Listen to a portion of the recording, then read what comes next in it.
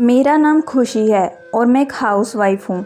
अभी मैंने एमबीए की डिग्री पूरी की थी कि मेरी शादी हो गई और मैं ससुराल आ गई। मेरे ससुराल में ज़्यादा लोग नहीं थे। ससुर जी की बहुत पहले ही मृत्यु हो गई, जबकि सास जिंदा थी और एक छोटी ननद महक थी जो उस वक्त मेडिकल कॉलेज में पढ़ रही थी और मेरा पति एक दफ्तर में जॉब करता था। मेरे ससुर की अच्छी खासी पेंशन थी जो कि मेरी ननद की पढ़ाई पर खर्च हो जाती।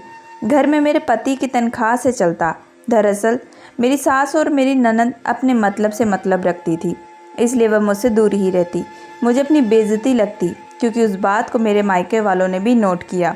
और एक दिन जब मेरी भाभी मेरे घर आई तब वह मुझे कहने लगी कि लगता है तुम्हारी सास और ननद तुम्हें ज़्यादा भाव नहीं देती। वो दोनों माँ बेटी खा पी कर अपने कमरे में चली गई और तुम्हें तो जैसे नज़रअंदाज कर दिया। यह बात मुझे अपनी बेइज्जती लगी और मैंने दिल में सोचा कि भाभी ठीक कह रही थी। और जब से मैं उस घर में आई थी कोई मुझसे सीधे मुंह बात नहीं करता। यह माँ बेटी तो पढ़ाई का बहाना करके अपने कमरे में घुसी रहती, जबकि मैं बेचारी कमरे में बैठकर बोर हो जाती।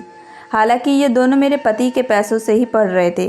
फिर उस बात का एहसास होते ही मैंने दूसरी बहुओं की तरह नखरे दिखाने लगी। ये दोनों माँ बेटियाँ मेरे पति के पैसों पर ऐश कर रही थी। सारा दिन अपने पूजा पाठ में बिजी रहती थी, बल्कि वह तो उस उम्र में होने के बावजूद खाना खुद बना लेती। शायद यही वजह थी कि मुझे लगता था कि मेरी सास मुझे पसंद नहीं करती, क्योंकि उसने मुझे अभी तक किचन के पास भी भटकने नहीं दिया। ये बात मैंने अपनी माँ से कही तो मेरी मम्मी उल्टा मुझे ही डांटने लगी कि बेटा तुम तो भगवान का शुक्रिया मनाओ, इस झंझट से अभी तक बची हो, वरना मुझे ही देख लो। बहुओं के होते हुए भी मैं सारे घर का काम करती हूँ, इसलिए तुम्हें कह रही हूँ, जब तुम्हारी सास किचन संभालने को नहीं कहती तुम खुद से मत करना, क्योंकि जब तुम्हारी सास मर जाएगी तब तुम्हें एहसास होगा कि उसने तुम्हें कितने। मगर मेरी सास ने यह कहकर मेरे पर काट दिए। यह घर उसके नाम पर था, इसलिए मेरी सास ने कहा, अगर तुम्हें अपने पति की तनख्वाह का इतना गुमान है, अपने पति को लेकर मायके जा बैठो, हमारा तो भगवान है। ये सुनकर मैं चुप रह गई और दोबारा उस बारे में कोई बात नहीं छेड़ी, क्योंकि मेरे मायके में तो गिने चुने कमरे थे और मेरी भाभी का कब्जा जमा कर बैठी थी, इसलिए मैंने चुप रहने में ही भलाई समझी। फिर जब तक मेरी सास जिंदा रही मैं उन दोनों के रूखे के रवैयों को बर्दाश्त करती रही। वैसे भी महक और सास मेरे किसी काम में दखलंदाजी नहीं करती। मेरी ननद तो सारा दिन घर से बाहर रहती, फिर भी मैं कोई झगड़ा नहीं करती।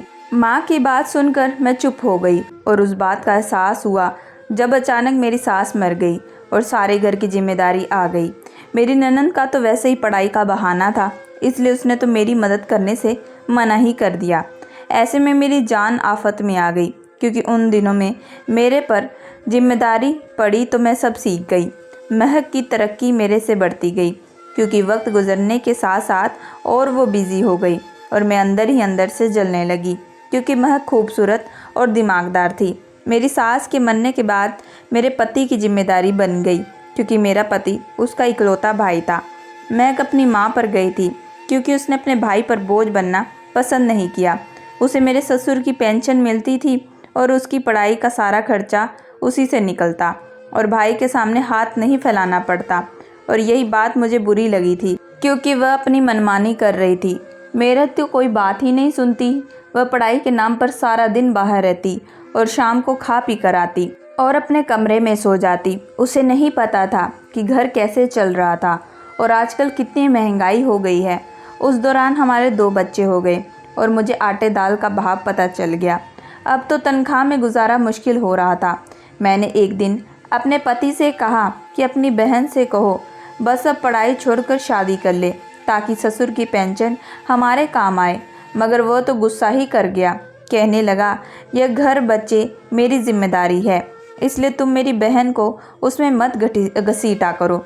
डॉक्टर बनना सिर्फ उसका नहीं बल्कि मेरा और मेरे मम्मी पापा का भी ख्वाब था, इसलिए जो कुछ कर रही है उसे करने दो। ये सुनकर मैं चुप रह गई। मैंने तो उसके फ़ायदे की बात की थी, मगर वह तो मुझ पर ही गुस्सा हो गया और मेरी ननद मेडिकल की पढ़ाई पूरी करके डॉक्टर बन गई। उसकी तनख्वाह मेरे पति से भी ज़्यादा थी। यह देखकर मैं लालच में आ गई और मैं अपने दिल में सोचने लगी कि काश मेरी ननद की शादी मेरे भाई से हो जाए, क्योंकि मेरा एक आखिरी भाई बचा हुआ था। वैसे तो वह पढ़ रहा था, मगर मैं सोचने लगी कि अगर उसकी शादी मेरे ननंद से हो जाती तो उसे जॉब करने की क्या ज़रूरत है। फिर उसे मेरी ननंद की इतनी ज़्यादा तनख्वाह थी कि मेरा भाई तो घर बैठकर खा सकता था। इसलिए मैं चाहती थी कि मेरी ननंद मेरे उस भाई से शादी कर ले, मगर वह किसी को घास डालती नहीं थी और अच्छा खाती पीती और खूब फैशन करती। उसके कई चाहने वाले थे।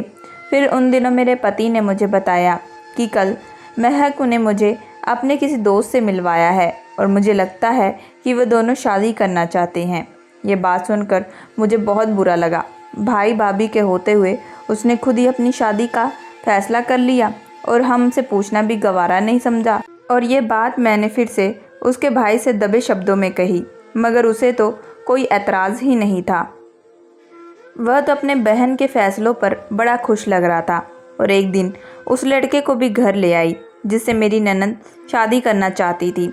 यह देखकर मैं हैरान रह गई, क्योंकि मेरी ननंद ने अपने जीवन साथी के तौर पर अपने ही एक डॉक्टर दोस्त को चुन लिया जो कि उससे भी ज़्यादा हैंडसम और काबिल था। यह देखकर मैं और हैरान हो गई, क्योंकि मेरे पति ने भी बहन के उस फैसले पर कोई एतराज़ नहीं किया और उन दोनों की बड़ी धूमधाम से सगाई हो गई और शादी की तारीख 1 महीने के बाद रख ली, क्योंकि मेरी ननंद का होने वाला पति एक कोर्स के सिलसिले में बाहर चला गया।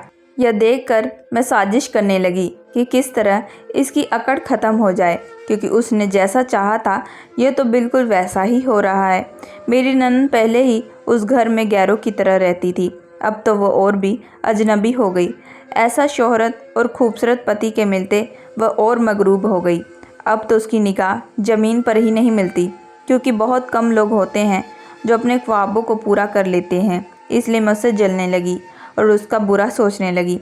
मैं चाहती थी कि मेरी ननंद मेरे भाई से शादी करे, इसलिए मैं कुछ ऐसा सोचने लगी कि जिससे मेरी ननंद की शादी टूट जाए और वह अपनी औकात में आ जाए।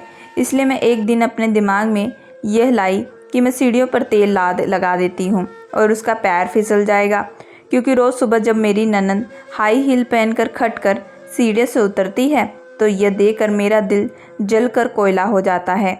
मेरी ननंद का कमरा ऊपर के फ्लोर पे था, जबकि नीचे के हिस्से में हम मियाँ बीवी रहते थे। उसके लिए एक रात मैंने सीढ़ियों पर तेल डाल दिया और फिर मैं अपने कमरे में आ गई और दिल ही दिल में खुश होने लगी कि सुबह मेरी ननंद सीढ़ियों से उतरेगी तो उसका पैर फिसलेगा और उसकी टांग टूट जाएगी।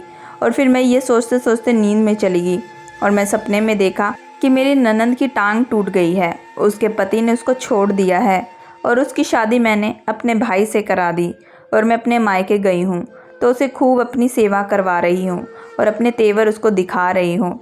लेकिन सुबह जब जागी तो याद आया कि यह सिर्फ सपना था, मगर मैंने जो इंतज़ाम करके रखा था उससे ये सपना जल्दी हकीकत के रूप में आने वाला था। फिर मैंने सोचा था वैसा ही हुआ। सुबह नाश्ता बनाते हुए मुझे किसी के गिरने और चीखने की आवाज़ सुनाई दी तो मैं भाग कर बाहर गई, क्योंकि मेरी ननंद तो ऊपर खड़ी थी जबकि सीढ़ियों पर मेरा पति गिरा हुआ था।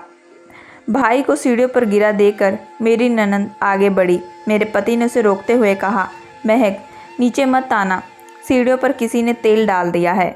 यह सुनकर वह रुक गई और यह सुनकर मैं जल्दी से आगे बढ़ी और पति को उठाते हुए कहा, यह तुम सुबह सुबह ऊपर से कहाँ जा रहे थे?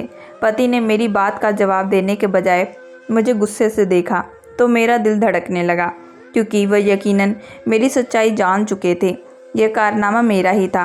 फिर मैंने जल्दी से सीढ़ियों को साफ़ किया और मेरी ननंद नीचे उतरकर अपने भाई की टांग चेक की और कहा कि उसकी टांग टूट चुकी है। जो मेरा पति बेड पर बैठ गया, मगर उसने अपनी बहन की शादी करवा दी और अपने पति के साथ पेरिस चली गई और मैं अपने पति की टांग टूटने की वजह से और मुसीबत में पड़ गई, क्योंकि रात दिन उसकी सेवा करनी पड़ी और टांग टूटने की वजह से वह अपने ऑफिस भी नहीं जा पाए और इसकी वजह से तनख्वाह नहीं मिल पाई। यूँ मुझे पैसों की बहुत तंगी का सामना करना पड़ा। मैंने अपनी ननंद का बुरा चाहा, मगर वह तो साफ बच गई और मैं अपने ही बिछाए हुए जाल में फंस गई। सच है कि जो किसी के लिए गड्ढा खोदता है वो उसमें खुद गिरता है, या बुरा सोचता है एक दिन खुद उसमें गिर जाता है।